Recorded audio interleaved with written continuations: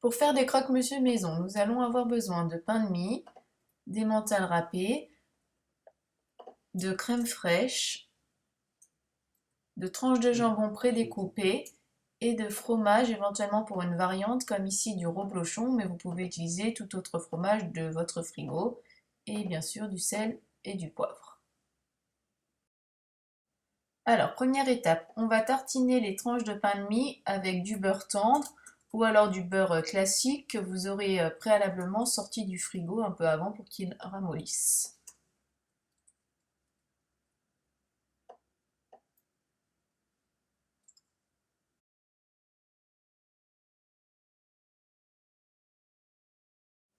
Alors, deuxième étape. Donc, après avoir tartiné les tranches de pain de mie, on va s'occuper de la garniture. Donc, on va disposer une tranche de jambon sur chaque tranche de pain. On va poivrer légèrement pour que ça relève le goût du croque-monsieur. Et enfin, on va disposer l'emmental râpé sur la tranche de jambon.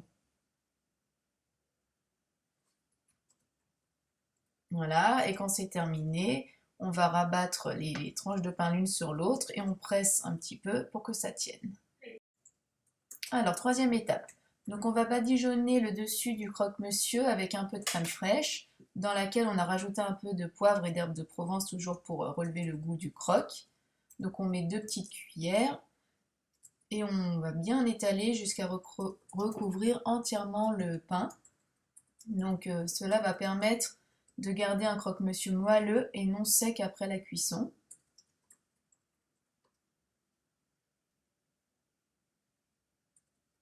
Et pour finir, on ajoute l'emmental râpé par-dessus pour qu'au four ça puisse bien gratiner.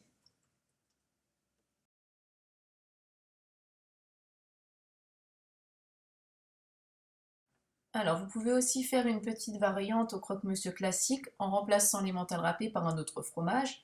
Donc ici j'ai choisi du Cousteron, mais vous pouvez prendre un autre fromage comme du chèvre ou du camembert. On presse toujours pour bien que ça adhère et on recommence l'étape précédente en tartinant le dessus du pain avec de la crème fraîche. Et on termine toujours avec le gruyère râpé par-dessus.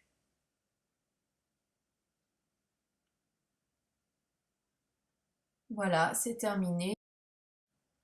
Alors pour la cuisson, c'est 10 minutes à 200 degrés et on peut aussi laisser 2 minutes sous le grille pour que ça soit bien doré à la sortie du four.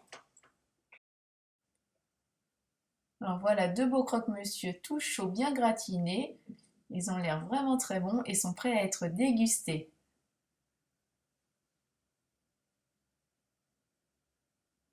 Et si comme moi vous voulez préparer des plats simples et délicieux et les vendre, venez nous rejoindre sur foodfood.com.